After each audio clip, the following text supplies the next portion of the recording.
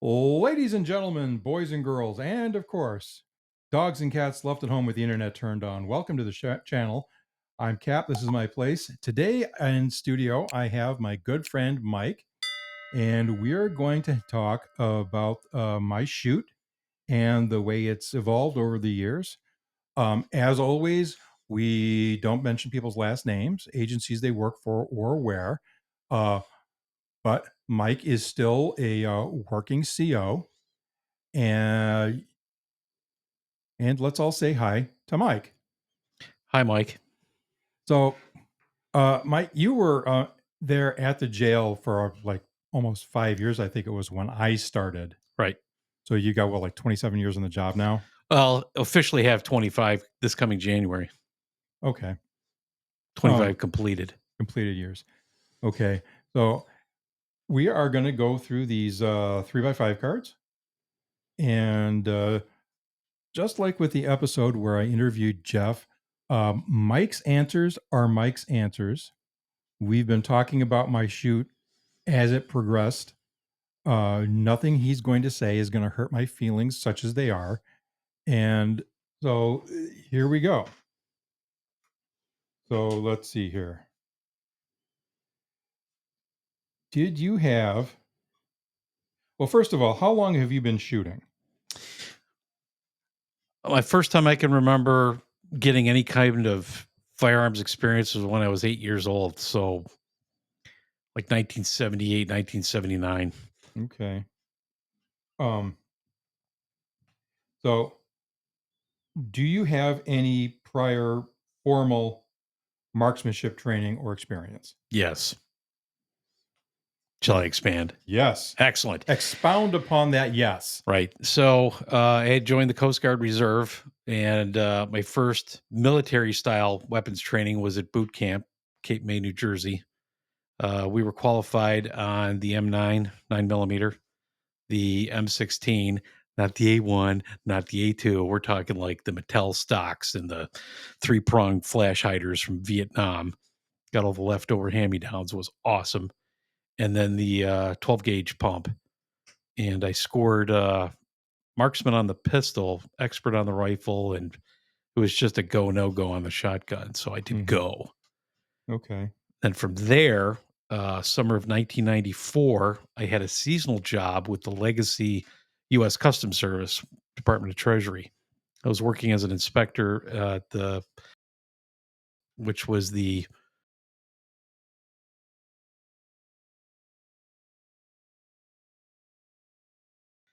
and there we qualified on a Smith & Wesson 6946 double action only 9mm. I qualified as distinguished expert.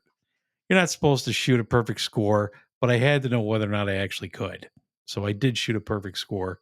I've got witnesses and it's recorded somewhere. I was pretty happy about that, but it was just for the summer. So the other inspectors that we qualified with, a lot of them, when they started getting high scores, they started putting them in the dirt. Legal reasons. You never want to get a perfect score. We also qualified with the shotgun. Um, Annual recertifications with the Coast Guard. Did that up at summer '94. I was introduced to the port security unit, which at the time there was three of them: one out of Buffalo, one out of Cleveland, and one out of Milwaukee. And the port security units, we got to wear camouflage and hang out with the Navy MEU unit and some Marines. And I was introduced to the world of Ma Deuce and the M60. I was assigned on the M60. That was difficult for me only in the sense that they forced me to fire right-handed. I'm naturally left-handed.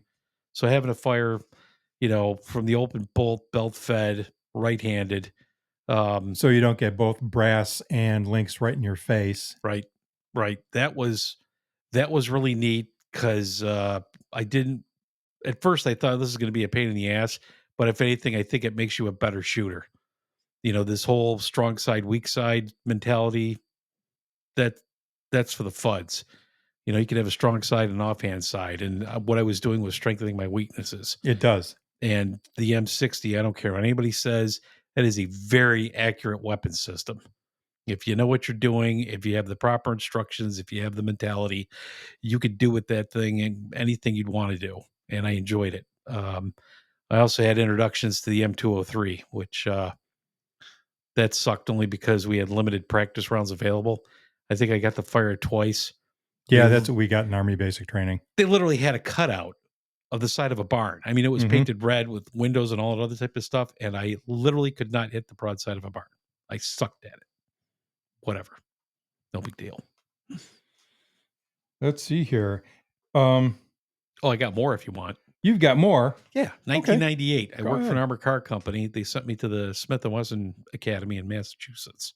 It's closed now, but I was certified as a law enforcement firearms instructor for handgun and shotgun. And they also sent me to a 1 day training at the. So back in 1998, I had a job with an armored car company. They sent me out to the Smith and Wesson Academy to get certified as a firearms instructor, so we could do in-house training with the other employees. And then they also sent me to a local police academy for a day, where I was qualified by factory reps at Glock as a Glock armorer. Okay, Got a nice little toolkit out of it. cool. Um, had you previously shot in a match type event or in an event hosted by someone else? Yes, around 99 and 2000, I had joined IDPA out of a local club near the and was a competitive shooter for a couple of years. The class that I was in was for 9 millimeter, and I think I scored second place one year overall. That was nice. I got a cool little trophy. Okay. Dinner wasn't bad either. um, so this goes back several years. Um, but when you heard that I was starting to host a shoot and that you were invited, um, what, whether intentionally or unintentionally, what expectations did I set you up with? My expectations were to do no harm. Quite honestly, you could have set up a 7 Up can, fired one round, and that would have been the end of it, and I would have been happy. Anytime you get to put rounds down range where you are concentrating on your breathing, trigger control, sight alignment, sight picture, just getting yourself back into the proper mindset is a win, is a success. When I actually got out here and saw what you had set up, it was just as good, if not better, than what I did in IDPA. I was dumbfounded. It was amazing. An opportunity like that, it was quite the honor to be invited. Okay. Okay. As I put my 3x5 card down and can't pick it back up, It's those long nails you have. maybe I start chewing on them. Yeah, fresh Um, polish. let's see here. Which was more challenging or fun? The introduction of steel targets or movement and why? Movement. How often do you actually get to shoot at something that doesn't stay where you want it to? Again, you're forcing yourself to become, but you're strengthening your weaknesses. Any Hmm. opportunity like that, it was, yeah, movement was nice. Okay. Um, so for folks at home who maybe didn't hear the interview with Jeff, um, we started and I'm like, you didn't come to the first shoot. I think you were either work or family commitment. But by the time you had arrived, we had initially started with a 50 round course of fire. And of course, for folks who have not done something like this, um, 50 rounds goes like a fart in a hurricane. Yep. As a matter of fact, in the Army at Fort Benning, uh, at the time it was on Dixie Road, there was an automated infantry fire lane, and we had done one of those. 210 rounds of ball and tracer goes like a fart in a hurricane. Um, so at this point, we are up to almost 100 rounds of pistol ammo and 8 rounds of shotgun when we have a shotgun stage. Do you feel that the round count is too high or too low? Uh, my mentality, the round count's always too low, but that's Hmm. subjective. 50 rounds is nice for a departmental or agency qualification for training. Um, it should be a full 8-hour day. I mean, you should be both emotionally and probably physically exhausted so that you know you got it done. Um, this last one we had in May, Hmm. that was nice. It was relaxing. You don't have the pressure of actually having to qualify. But again, it's just getting yourself into the mentality and keeping the mentality. And when you know the weapons are cleaned and put away and all that other stuff, again, you're keeping yourself in that mentality that I might have to go from position 0 to kinetic. Hmm. Um, so I think you've kind of touched on this in a kind of distributed way, um, as we've talked so far. Um, but point blank, why do you challenge yourself to do this? It's not something you do every day, but it's something that I enjoy. And quite honestly, anytime you can get good at something, you should try it. Baking, knitting, underwater basket weaving, you know, why limit yourself? Hmm. And do you feel it makes you a better shooter? Absolutely. Better shooter, better educated shooter, better understanding of everything. You know, being able Hmm. to disassemble your weapon, clean it, put it back together, that pays off in other areas too. Repairing a washing machine, working on your car. It just, Repairing a washing machine? Those are supposed to go right out to the curb. yeah, yeah. It gets you into a position that just because there's an obstacle in front of you doesn't mean you can't clear it. Go around it, go over it, go through it, whatever. Okay. And it's Um, fun. would you like to do it more often? Yes. Yeah, if I could sit at my kitchen table and open up a window and, you know, kill a couple of targets downrange, why not? Um, so have there been any props that I've used, and there have been several guys. Have there been any props that I used that you were happy to see go away and why? The purple, no, I'm kidding. We didn't use that. We That throw that at the team, damn it. was so shiny it kept blinding me. Um no, I don't think there's any props you've used that went away that I was happy with. It's it's kind of like when you're driving your car. Hmm. People get upset with the milk trucks and they get upset with the combines taking up 3 lanes or construction sites with having to sit there and wait for the flag guy. These are all various obstacles that forces you to pay attention to what you're doing and to pay attention to what everybody else is doing and be prepared for what you don't know is going to happen. I enjoy it. Okay. I don't expect things to becoming easy. Life is neither easy nor hard. It's neither fair nor unfair. It is what it is, and you got to learn to deal with it. Have you had a favorite prop? I like the Texas Star the most. That's my favorite.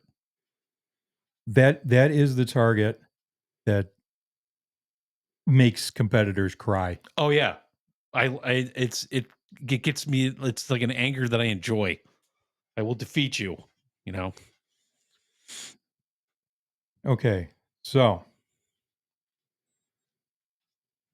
without regard to cost, just pull a magic wand out of somebody's rectal orifice. Um, what props or targets would you like to see introduced? Hmm. Something that shoots back. Something that I mean, it wouldn't be an actual round being shot Mhm. at you unless it's like paintball or something like that, but something that really forces you to move, to know the difference between cover and concealment, to understand your threat assessment, um, almost like a real world application type deal. Uh-huh. Money's no barrier. Yeah, working along, and all of a sudden something pops out of a second story window, and you start taking paintball rounds or something, and then the target can also be engaged. So, uh, Jeff had said something similar to that, and the discussion that we had, I'm pretty sure, you have seen the Angry Bodybuilder Hitman device. Yes. Um, and for folks at home, it's a rubber, probably neoprene thing, and it's a strike target for empty hands and batons. Um, I have a friend who had owned a hobby shop where he sold a lot of the big RC rock crawler trucks and tanks. And yes, you're smiling. I so badly want to get a really big RC monster truck kind of deal, just the chassis and the wheels and all that. And one of these Hitman targets, maybe put some casters on the side so it doesn't tip, cut the bottom out of the base, and mount it to one of these trucks or a tank or something so we can have a moving target. Now the range pit for will have to be it'll have to be in the range pit Right. so that we have 3 berms to shoot into. But I've been shooting since basic training in 1985. You're about my age, so we've both been shooting for 40 years or so. Yeah. And I have nobody I know has ever had the chance.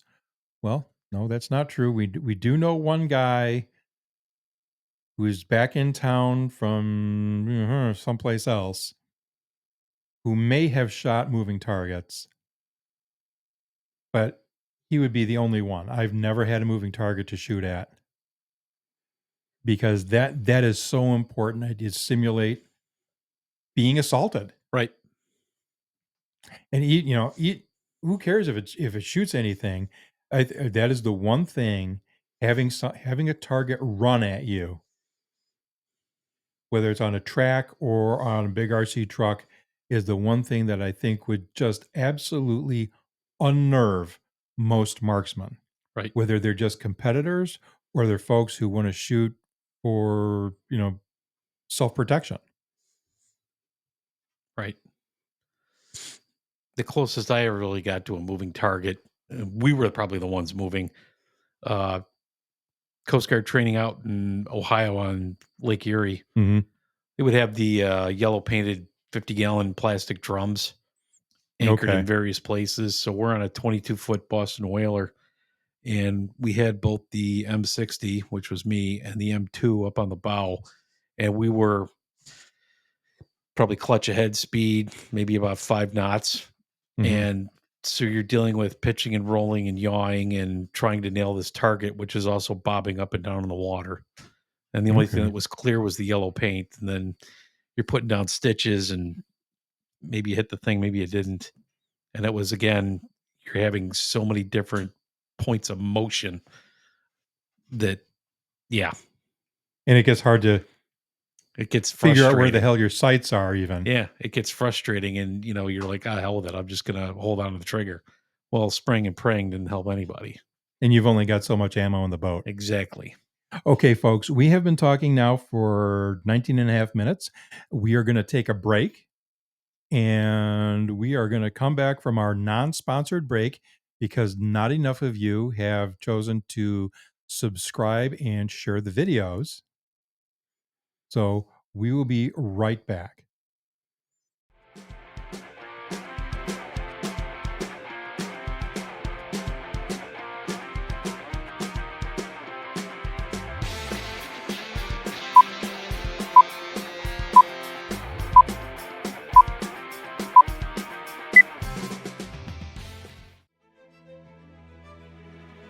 All right, everybody, and we are back from our unsponsored break because, hey, the only thing keeping the lights on here is my will to keep making videos. So we've reached the end of the structured portion of the interview, and so we're going to kind of go freeform now.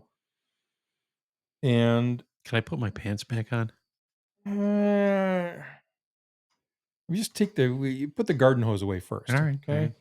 right. Um, you know what? I don't think I asked you this question. 9 inches. And you're 1911. Were you ever a member of a club? Shooting club, you mean? Yeah. Um, an actual member? No, I was more of like a like that IDPA thing I was telling you about. Uh huh. I was I'm trying to remember the word that they used, like an associate member. Okay. So as Okay. long as IDPA had something going on, I pretty much had full range of the place. Okay. Um, there I was got you. every once in a while. I think I went back to that same club just to try and put some rounds down range or whatever.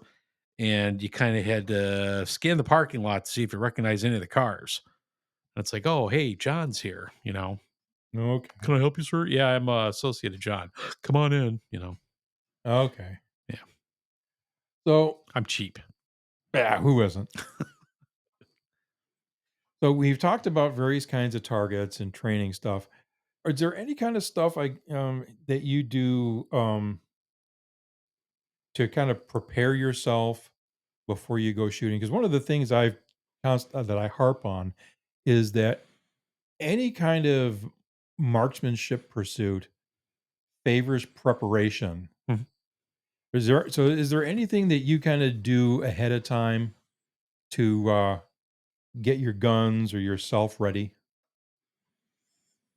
It's just cycling through your memory of the classroom training and the one or two instructors that I've had that remind you about stuff. But my preparation begins the second, like today, for example, you look up at the clock. All right, I got to be at Cap's place at 12:30.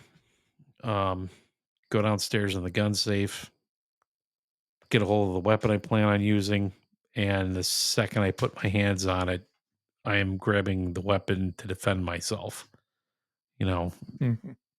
muzzle discipline, finger off the trigger, finger indexed, take a look at it, clear the chamber, make sure it's empty, set it to where I need to be, grab my ammo, grab the magazines, make sure I've got the range bag with everything I need in it, including a first aid kit. Um, also bring my cleaning kit, make sure everything's in there that I need. Even the clothing, is this something that I would normally wear on the outside? You see a lot of these guys that do like range days and they have their specific boots or pants or whatever. And it's like, well, are you going to wear that to go to Target? Um, you have to be in the mindset of I'm at the range. I could also just as easily be at Lowe's or something shopping for whatever. That's one of the things that kind of ticks me off about you see these retired tier 1 and tier 2 military guys who teach, and well, I've got to have my gun belt and I've got to have this belt. And it's wait a minute, dude. I can't do that at Walmart. Hmm. If you're not prepared if you don't look the way you would look walking into Walmart or Home Depot or McDonald's with your kid, what are you doing? Hmm. I always thought it was hilarious with like the FBI. I had to get a tour of their academy and saw some guys out there just doing simple drawing Mhm. practice, from the holster to front sight on target. And they've got their tactical pants and their tactical boots and their tactical gun belt and stuff like that. You're the freaking FBI. You're going to be wearing a suit. You got to have your weapon and cuffs and badge and stuff. Why aren't you at the range wearing a suit with your nice shoes? Because that's how you're going to be fighting. Yeah. You know, with the armored car company, there was one, I think it was April or May, we had our qualification. And there was one guy in particular, he's a retired school teacher. He was doing this crap just to make a couple extra bucks. He's out there in heavy, thick gloves, the winter coat, the winter hat. He had his winter boots on, sweating his nuts off. But he's like, you know what? I've never practiced, like, because armor car business doesn't stop. It's 24/7 Mhm. all year round. He was out there qualifying with his gloves on. And of And course, the other first, guys are looking at him like he's nuts. yeah. And the thing is, you know what? That's brilliant. He's training how he's going to fight. And he's not the one that's going to decide when he has to draw down. Some idiot's going to decide it for him, and he's got to be ready. Yeah, and you mentioned their FBI guys weren't their tactical this, that, and the other thing. Eh, I do everything I can to not use the T word. Mhm. Um, I think the word tactical in the gun tube world, or just regardless of what streaming service it's on, it we need to start looking at it like a curse word. Mhm. Yeah, It just it's poison. exactly. Um, well, I've got this tech. I see these ads. So, which by the way, that footage that we did in your garage, I've deleted. Oh, really? So, could not figure out how to turn it into a video. Okay. Formatted the disc, reformatted the SD card. Excuse me. Um, we see a lot of ads these on YouTube for tactical this and tactical that, and this special forces thing. And people who watch my videos know I don't like to cuss on channel. Like fuck it is. Mhm. What's the national stock number? Who's the manufacturer? Because if it really was all of that, that's what you'd be leading with. It's not tactical because the guy they're trying to sell the stuff to, he's not tactical. Yep. I've been retired for 2 years. Guess what? I'm not tactical. I'm just some jackass with a bad back who's trying to pick up some wood at the lumber yard for my little trains. Yep. Yeah, Not tactical. and when you have your shoots, there's been yourself, me, a couple other guys. We're wearing jeans and sneakers, and you've got the inside the waistband holster and stuff like that. Because the only thing that's really different is instead of actually being on a sidewalk or entryway to something, we're out in the middle of the field. But Mhm. hey, what are you going to do? We're not going to set up a strip plaza in your back. Hey, we should do that. We should set up a strip plaza in your backyard. Hmm. Do the old scenario of like, all right, you're walking out of PetSmart with 50 pounds of cat food. You know, 'Cause a pile of cat food gives you targets to shoot at? um, like I don't know.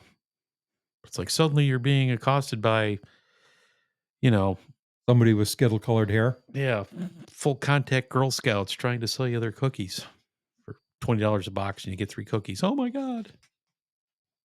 Is it just me, or are those cookies half the size they used to be? I don't know, but they're really good. Damn it, I can't. Fat Boy pills, Thin Mints, all day long. Can't do it. Yeah, I don't care for the Thin Mints creamer. I don't do creamer. Just straight black coffee and honey. But somebody offers me Thin Mints. I don't think there'll be any left for them. Oh Mountain well. Dew. Yeah. Mountain Dew.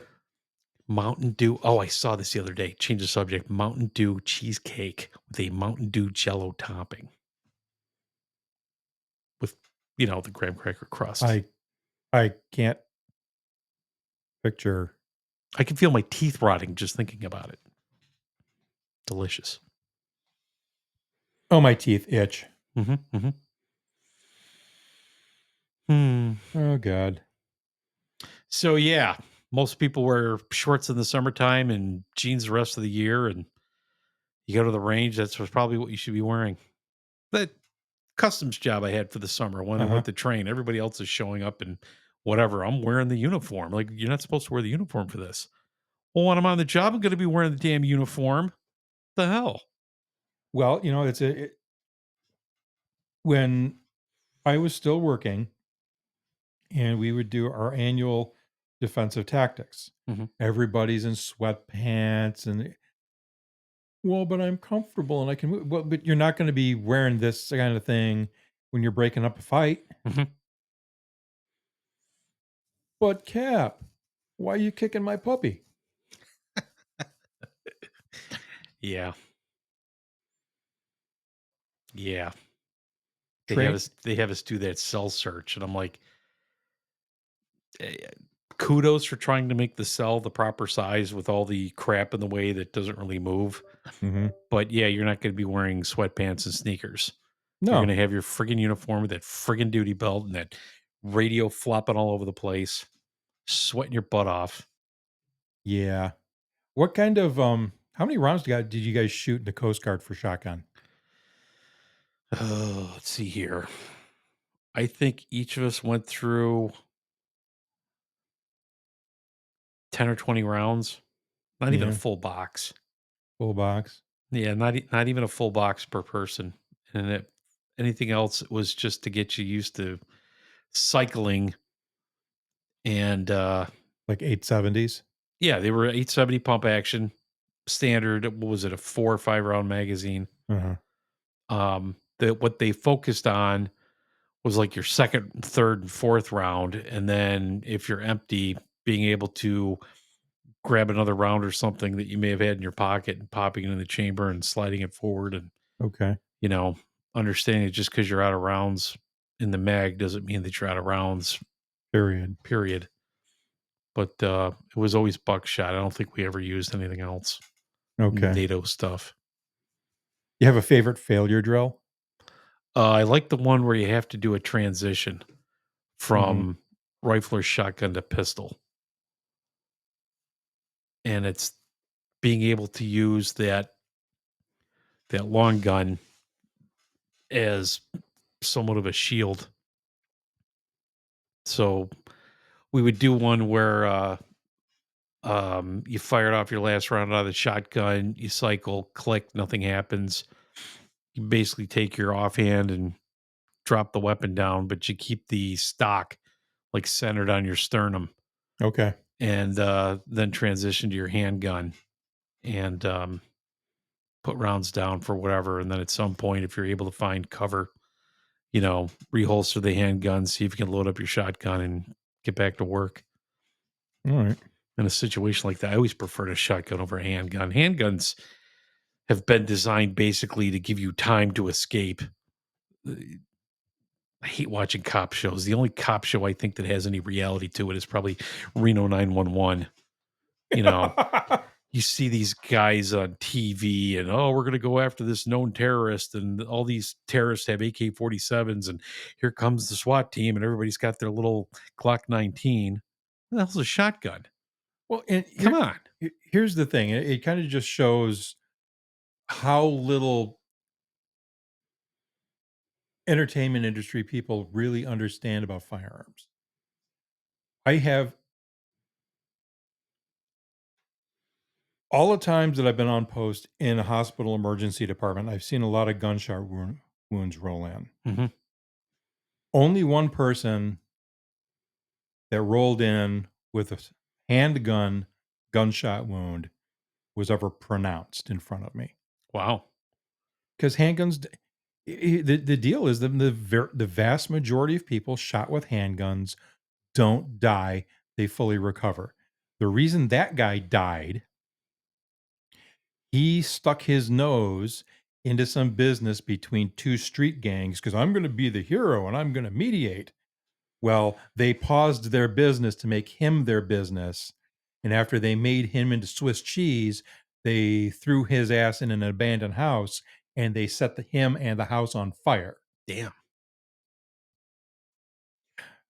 The deal is for people at home who are just starting to learn firearms, handguns make holes in people. Mhm. Police and corrections officers on detail and armed guards and private citizens carry handguns not because they're great weapons. They're not.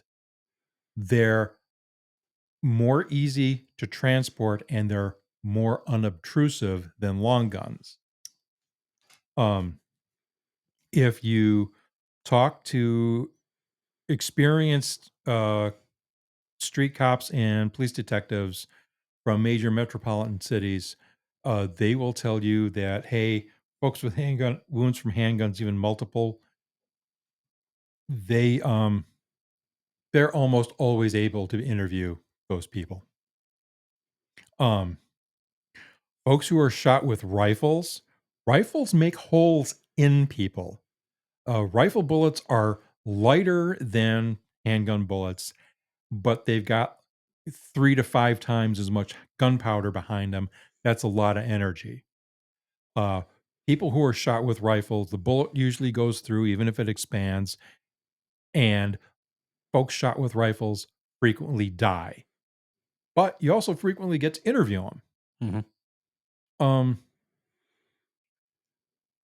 and you and I both know a guy who was an inmate who was on facility work detail who had been shot 7 times with an AK.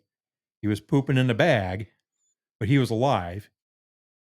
Um, but I don't know or know of any cops who have ever successfully interviewed anyone who had been shot with a shotgun. Um, Yeah.